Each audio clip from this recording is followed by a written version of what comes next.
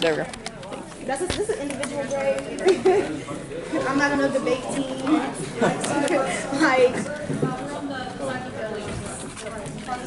All right, who's next in this room? Come on up. that's the longest one I thought. Do you have more of those extra credit sheets? I have. Actually, yes, I do. Yeah, I'm glad we had that Yeah, me second too. one. But I really did let y'all clarify something you said. Thank you. No. Okay, so I can't. So you go with the thing. I'm staying. Yeah, I'm gonna say. I had an audience. I think they should have. Did that work? It did, yes. All right, do your best to keep them on time. What time is the TCU UNT debate? 2? Okay. What happens from here? We have another debate. Sweet.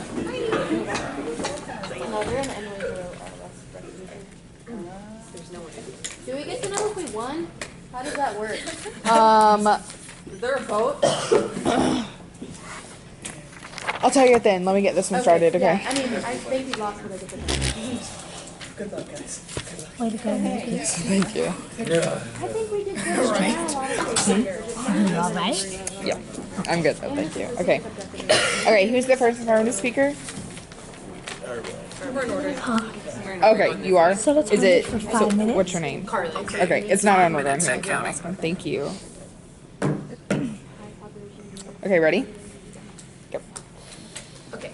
We affirm environmental protection is more important than economic growth. When in conflict, environmental protection should be valued as more significant than economic growth. Today, the affirmative believes that reform and regulations on population, heavy areas such as landfills, and large bodies of polluted water will be an abundant start to protecting the environment, which will in turn help economic growth, making environmental protection more important than economic growth.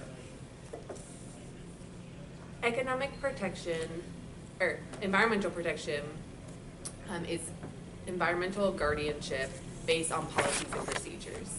Our objectives are 1, conserving natural resources, 2, preserving existing natural resources, and 3, where possible, repairing and reversing trends. Economic growth is an increase in the economy of a country, especially of the values of goods and services the country produces. One massive issues are the cost of big industries on the environment. Massive amounts of air, water, and groundwater pollution is being created. Pollution is the presence or introduction into the environment of a substance that is harmful or has poisonous effects. Pollution is apparent in a mass number of landfills. They affect the soil, water, and air around them. Landfills disposal of waste and material by burying it, especially as a method of filling in and reclaiming excavated pits. The burying taints soil and water in surrounding areas as it rains, causing more aquatic and ground pollution, which brings me to the point of clean water away from pollution. According to a prediction by Food and Agriculture Organization of the United Nations, by 2025, approximately 1.8 billion people will have no access to clean drinking water. Another point is fracking disrupts and hurts the environment. Fracking is a method of drilling that extracts natural gas and oil from shale rock layers within the earth. This technique involves injecting chemicals, sand, and water directly into the ground. This process hurts the structure of the Earth's crust and uses mass amounts of water that is transported to the sites. Environmentalists say potentially carcinogenic chemicals may escape during drilling, contaminating groundwater around these fracking sites. The industry suggests pollution incidents are the result of bad practice, rather than an inherently risky technique. Even advocates for the industry admit of people having their views near their homes obscured by fracking rigs popping up, or of their homes being devalued by fracking.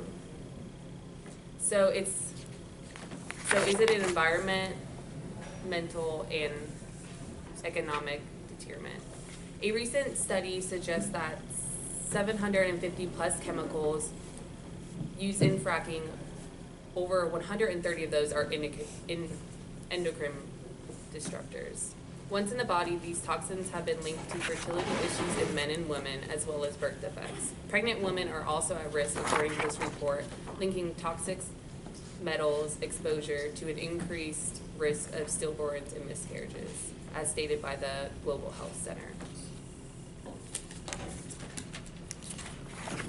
Deforestation, the effects on our economy if we do not pace ourselves. Deforestation is the clearing and thinning of the forest by humans. This is one of the largest issues, is global land use. Removing trees for wood products and croplands and grazing lands. This destroys the forest.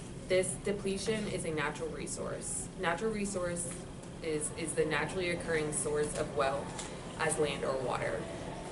Natural resources, the natural wealth of the country, consisting of land, forests, and mineral deposits of water, etc. Therefore, depletion of natural decreases the amount of resources left on planet Earth. When this occurs, we use our resources faster than the rate of renewal. While industries boost our economy, this comes at a price, which of it is our own. This price is the earth, soil, and resources in the U.S. This Time. leads. Time. Do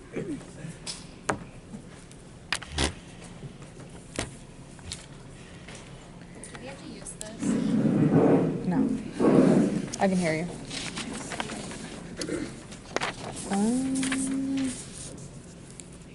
Okay, who's the first neg speaker? Alexandra? Okay. Oh, that was pretty Set a fast. timer for 5 minutes. Okay. Okay, 5 minutes and counting. As a negative side, we negate the question that when in conflict, we should prioritize environmental issues over economic growth. If we begin to prioritize environmental protection over economic growth, there are many potential downfalls. In order to define economic growth, we can look at our GDP. Defined by Focus Economics, the GDP, short for Gross Domestic Product, is defined as the total market value of all final goods and services produced within a country in a given period. The GDP is the most commonly used measure of economic activity and serves as a good indicator to track economic health of a country. The United States GDP as of 2017 was $19.39 trillion. This has been steadily rising since a small drop in 2009. In comparison, China's GDP stands at $12.24 trillion, according to World Bank. As well as the fact that according to the Library of Economics and Liberty, economic growth occurs whenever people take resources and rearrange them in ways that are more valuable. This is clearly stating that we are taking what is already possible and working with our environment to make it most efficient. Another aspect of the question of prioritizing economic growth over environmental protection is defining economic protection, which according to the United States Environmental Protection Agency consists of protecting human health and the environment, including all parts of society, communications, individuals, businesses, and state, local, and tribal governments. All have access to accurate information sufficient to effectively participate in managing human health and environmental risks. In order to find new ways to save the environment, the economy must contribute in order to find new research. Rising growth stimulates new investments such as low-carbon technologies. According to an article written in November of 2018 titled Economic Growth or Environmental Sustainability, Do We Have to Choose? In the past, growth has come at the expense of high levels of pollution that negatively impacts the lives of citizens, especially the poorer of these countries. However, sustainable development can supply a path forward for developing countries that avoids the harmful outcomes of excess carbon emissions, as well as the fact that while renewables are projected to become cheaper than fossil fuels by the year 2020, they're not quite at that point. So it is important to continue implementing support for renewable energy to spur research and development in that field. While widespread globalization may not be best for the environment, widespread deglobalization will hurt the environment even more. Nobody wants our environment to decline while also cutting off global trade. According to an article from theconversation.com titled Globalization, it states that globalization may actually be better for the environment. Deglobalization may not necessarily translate into reduced emissions of harmful gases such as CO2, SO2, and NO2, but could actually worsen it. Though it's known as a technique effect, we know globalization can trigger environmentally friendly technological innovations that can be transferred from countries with strict environmental regulations to pollution havens.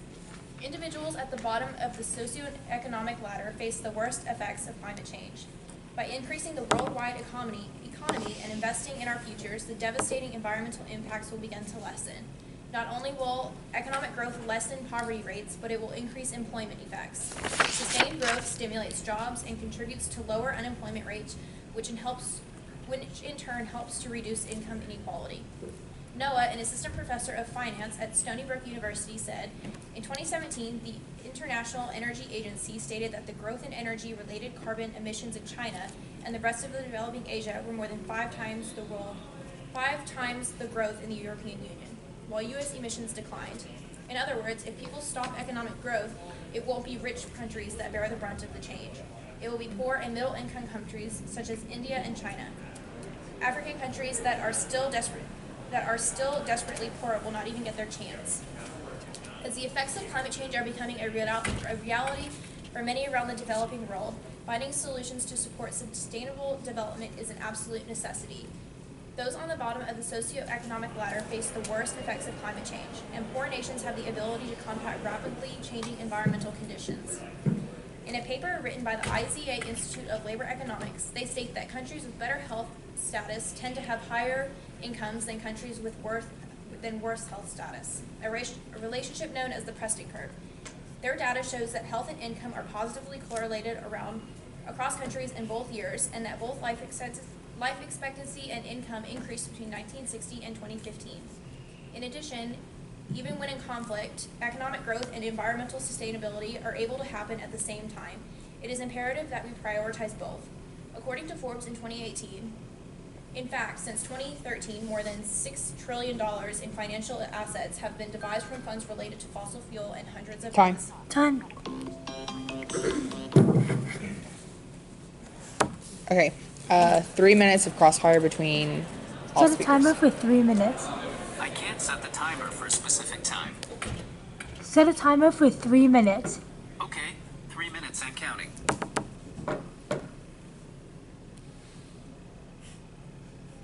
For your information on fracking, did you have any sources for that? Yes, I believe we do. We have it from. The quote from fracking is from. We got definitions on fracking from Cambridge English Dictionary.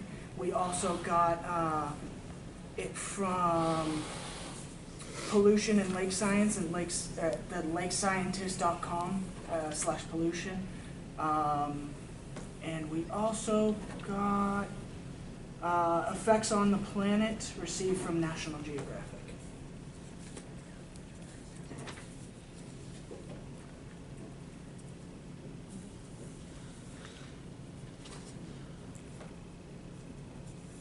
Okay. Do you or do you not support environmental protection, even if it means correlating growth in the United States for the economy? I think it's clear that everyone does value environmental protection. The idea, though, is that in order to have environmental protection, you need money behind that to back that up. So you're saying that unless the economy can grow in order to sustain environmental protection, we cannot have that? No, what I'm saying is that we need money in order to create laws to help the environment. There has to be a backing of money in order to put these procedures in place to help our environment. You also need funding to research certain, alternatives and ways to replace things that are harming the environment right now, such as CO2 emission. You're not going to figure out a way to, replace a car, which is, we're pretty dependent on as a country right now, if you have no money to fund a lab to, figure this stuff out. Did you or did you not state that the U.S. economy is one of the strongest economies over other poor countries? We did not say that. Okay. The problem is environmental protection go hand in hand, and you're saying that we cannot research these things when we already have sustainable industries such as windmills in Lubbock, Texas, such as water production and cleaning of water. We have other industries that we can replace with green new jobs. You're saying that we do not have those things, therefore that is incorrect and false that we cannot transition to jobs that are cleaner and greener for the environment while still benefiting the economy. We can trade out jobs as we go. There is even a quote, creating green jobs is a key component for the agenda and is different than creating new jobs, since green jobs, if they are truly green, displace non-green jobs, wind turbine mechanics instead of oil rig roughnecks. Probably a zero-sum game as far as employment is concerned. That comes from CNN.com. In order to implement these jobs, though, obviously we have water power, we have windmills, all these things. But in order to implement those and have them be more successful, we need to be able to implement those into our society to make it renewable for everyone. Time.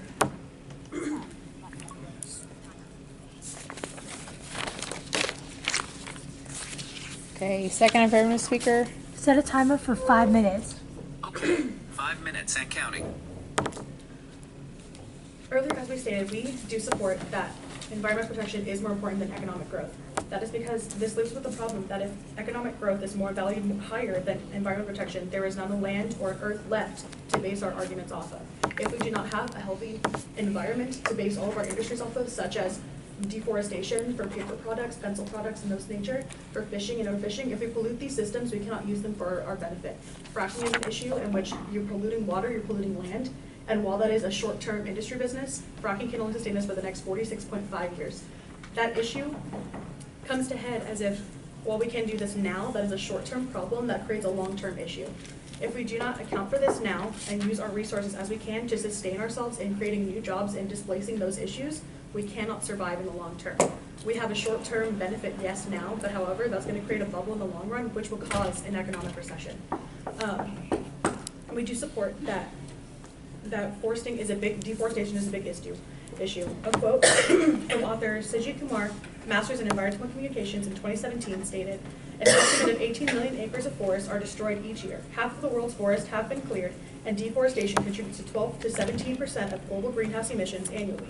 Trees absorb greenhouse gases and carbon dioxide. They produce the oxygen in which we breathe, and the forests are the inhabitants of millions of species.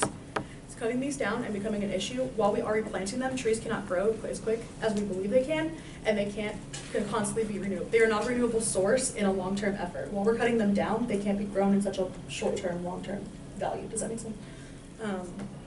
Another problem that we're facing, not only with fracking, it's polluting the water. Water crisis is a big issue, and that comes from the source. A recent study suggests that 750 plus chemicals are used in fracking. Over 130 are endocrine disruptors, as mentioned before in our earlier speech. This is a problem that is caused, by fracking, and if we do not sustain ourselves in different industries, we cannot fix that issue. Only 2.5% of the world's total water volume is fresh water. Of that 2.5%, 70% is frozen. The depletion of our water resources is more serious than our current oil depletion. There are substitutes for oil, but nothing can replace our drinking water. 70% of the available fresh water that remains is used in agriculture, 20% in industry, and only 10% is being used for human consumption. This can be seen in the Flint water Michigan crisis issue, is which water is being contaminated of the fresh water that we use to drink and is still not being taken care of. If we do not take a stance for environmental protection, we will cause bigger issues in the long run. We will then turn over for future generations and have issues for the longer standing run, which will then affect our economy when we have big businesses now that benefit off the environment that cannot sustain in the future. The economy simply cannot grow if there is not an environment for it to grow within. Natural resource depletion can lead to food and water scarcity across the world. In the race for development, we seem to forget that all the natural resources such as water, air, minerals, forests, and oil, etc., are available at limited quantities. If we do not change this out for renewable resources, we will have a bigger issue in the long run. Done.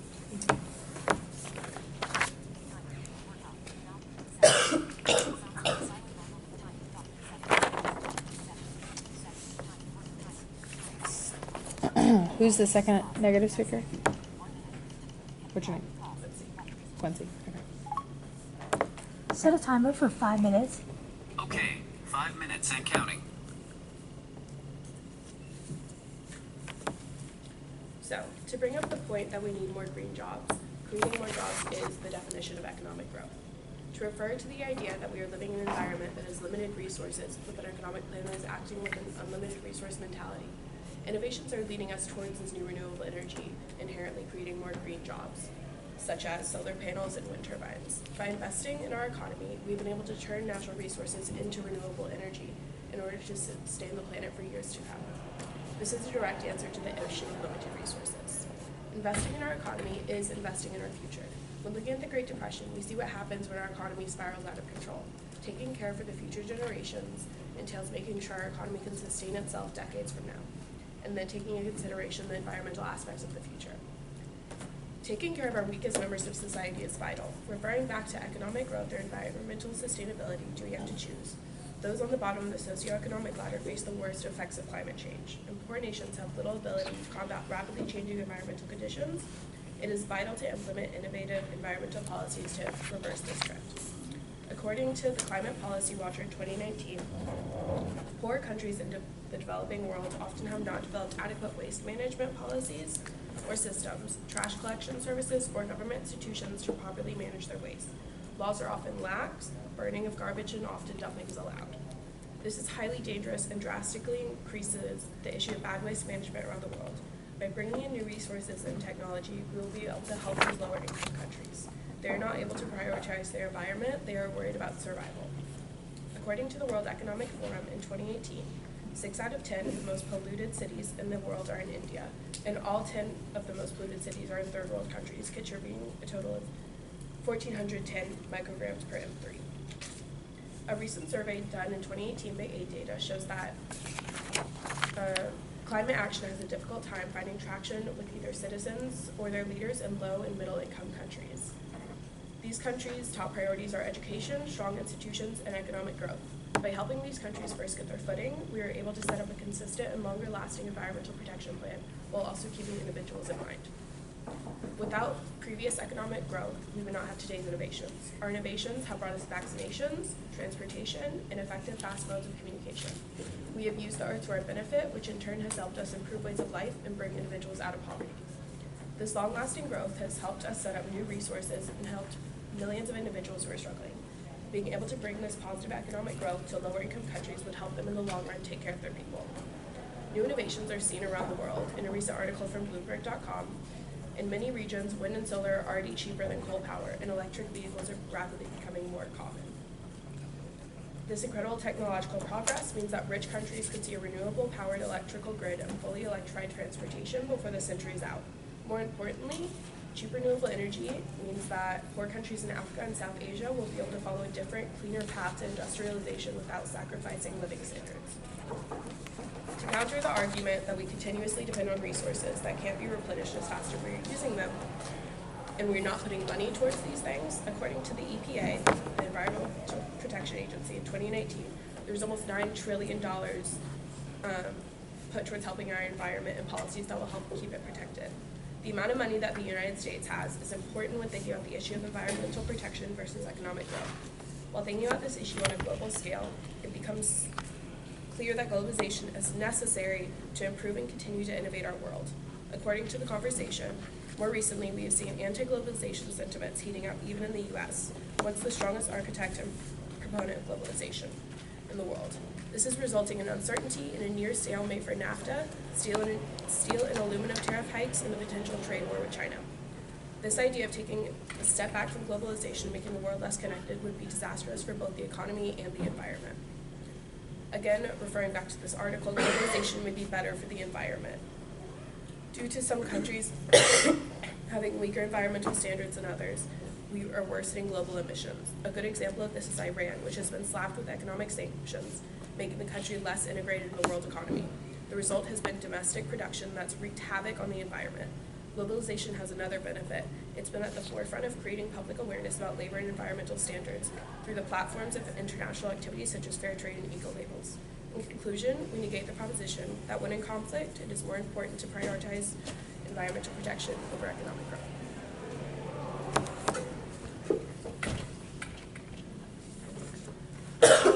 You were stating that we spend how much on environmental protection? You said $9 trillion? Yes, the United States Environmental Protection Agency in 2019, almost $9 trillion was given to the EPA. Is that That's not yearly, that's as a total up to today, right? Does it state in there? No, that is yearly. Okay.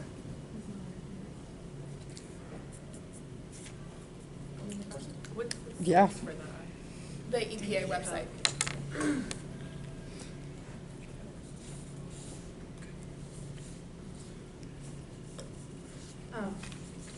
You state that we cannot have that environmental protection is not more important.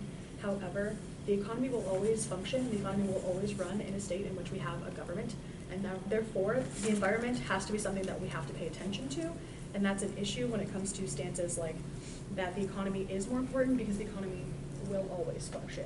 The economy will run whether we're in a recession or whether we're not in a recession, and therefore, environmental protection is a big industry that produces a lot of money for the economy.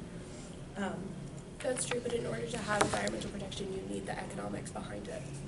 Yes, which can come from different stances. We spend lots of money in the U.S.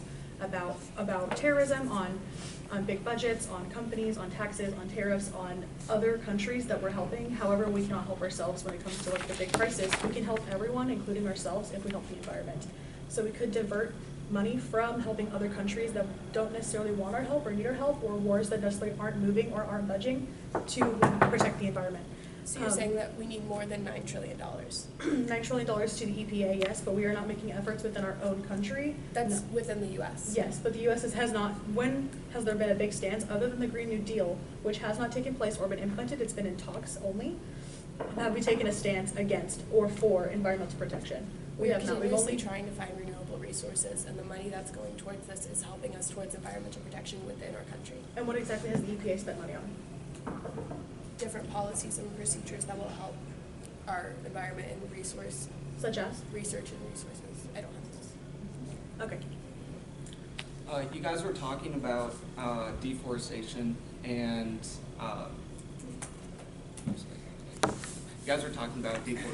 correct? Yes. So in the U.S., one of the regulations that the EPA has put into place is recycling paper and paper products. And according to theconversation.com, it's a academic journal newsletter. Pulp and paper companies are often accused of cutting down trees for making paper. However, 39% of the fiber used for paper making comes from recycled paper. Time. Sorry. You came out flying out the gates. I had to start the timer. Okay.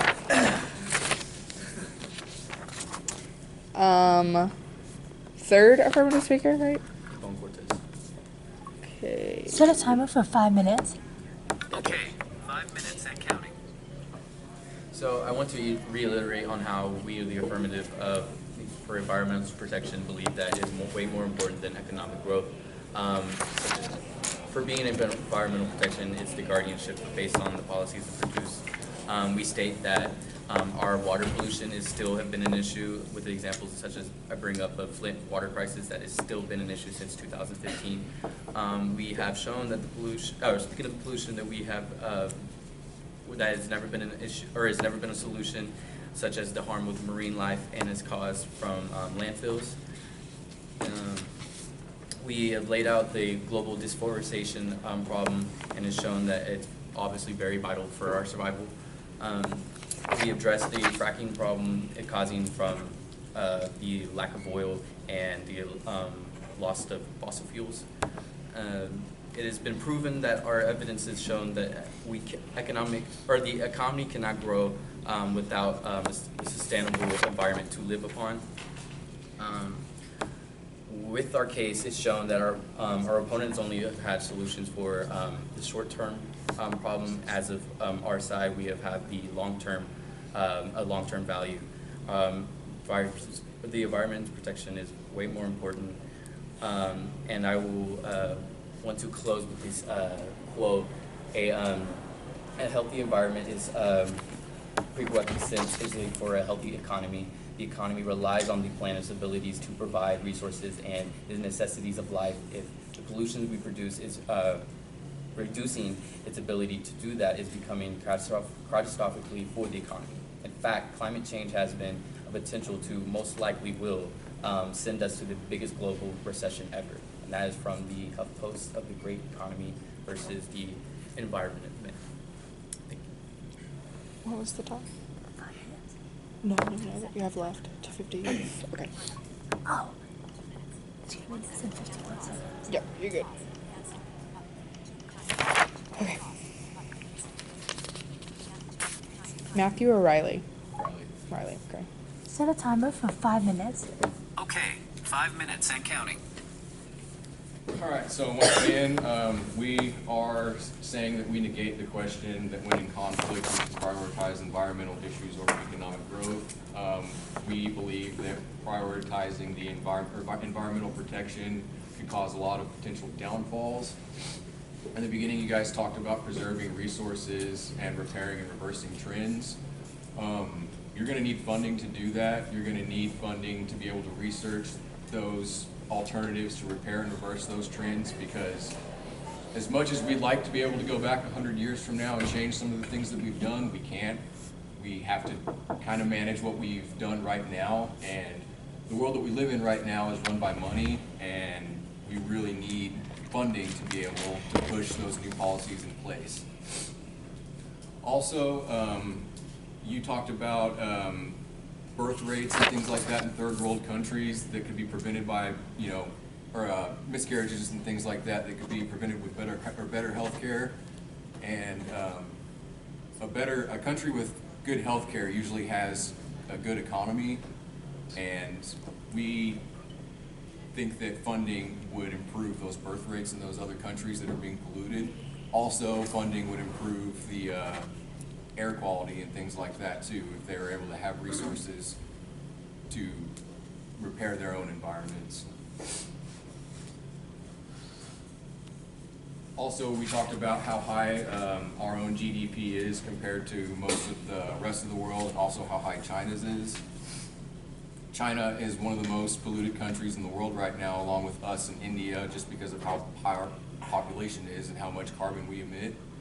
And it's not like that we're not putting money into trying to repair these things. Like we said earlier, we put about $9 trillion into the EPA, the Environmental Protection Agency. But, other countries that are polluting, like we mentioned that like the 10 most polluted cities in the world right now are in India. And, countries like that just don't have the resources to start repairing their environment. Otherwise, they probably would have tried by now. But, without a good economy, you're not going to be able to bring these people out of the slums and be able to repair their environment.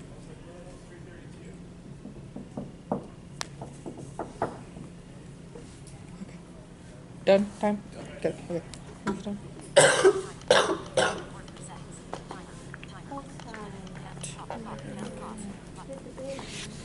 Set a timer for 5 minutes. I can't set the timer for a specific time. Hold on. Fourth speaker. For what time? Griffin Taylor. Okay. What's the time? 5. Set a timer for 5 minutes. I can't set the timer. Set a timer for 5 minutes. I can't set the timer for a specific time. I got it. Should I set an alarm instead? Go. Okay. I want to thank everybody for being here and being a good audience, and I want to thank you guys for being the negative portion of this and, debating with us today. I believe, or our team believes that we kind of need to work together to kind of find a happy medium between environmental protection and economic growth. I see that you guys did use good sources that were up to date, but I found 2 sources or 2 parts of your information that were not 100% correct. You stated that the definition of economic growth is making or increasing jobs, but as seen in the Britannica dictionary, the definition is portraying to the nation's wealth increase as a whole, not so much as a job growth or a job increase. You also stated that the EPA spends about $9 trillion on environmental protection every year. I found that in 2019 they spent $8.8 billion that year. And you guys, I believe the third speaker was talking about the oil and said that we stated in other countries that the chemicals were affecting people and affecting birth defects, cause damage and fertility. But that statement and that fact was actually here in the U.S. and it was in relation to fracking. The fracking it causes damage to fertility, causes birth defects, and releases 750 plus chemicals into our water systems. We also talked about how an estimated 18 million acres of forests are destroyed each year. Half the world's forest has been cleared out as of now. Deforestation contributes to 12 to 17% of the global greenhouse gas emissions annually. And trees absorb greenhouse gases and carbon dioxide, which provides oxygen for us to breathe. We talked about pollution, deforestation, landfills, natural resources, and natural resource depletion. We believe that our current global population is around 7.2 billion and growing. The Earth's total resources are only good for about 2 billion people on the current demand. The way we are living, we are already using 2 to 3 times more of the Earth's natural resources. And if we do not act now, we will soon see the consequences of depletion of our natural resources. Good. Okay.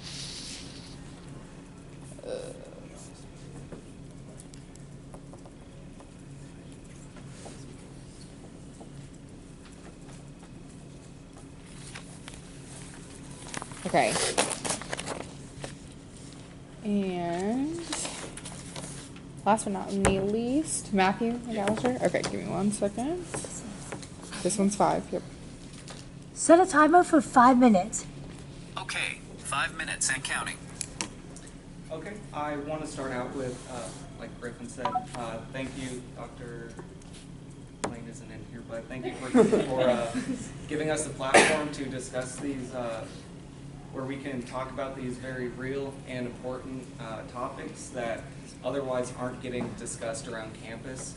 This has been a great opportunity, and I hope everybody has been educated from this.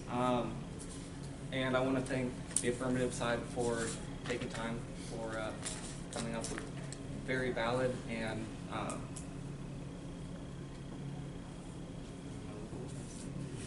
valid points and sources. But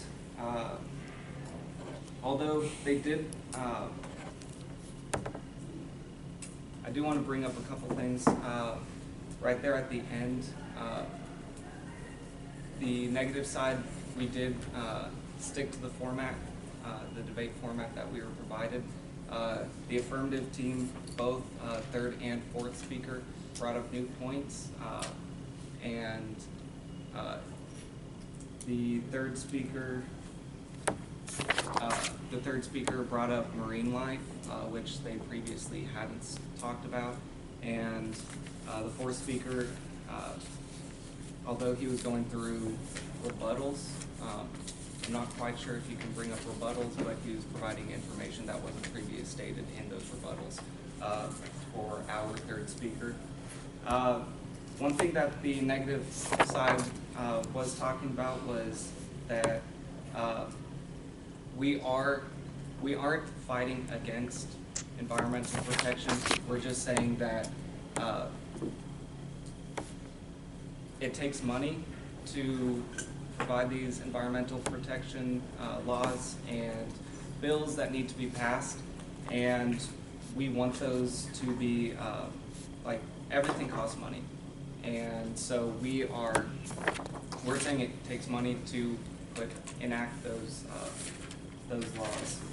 The Green New Deal, as the second speaker talked about, was just one of the bigger laws that was trying to be passed, but it's not an overnight thing to just fix the environment. The Green New Deal, if I'm correct, was a 10-year plan, but it doesn't happen overnight, and you need economic growth for environmental protection to sustain it. Just like the wind turbines and water turbines that we were talking about earlier, those cost money, labor. I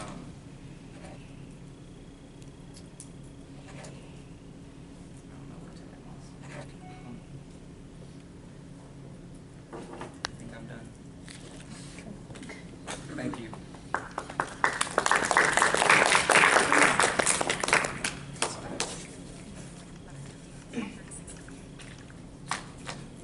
You're done. Yay. Great job, guys. Yeah.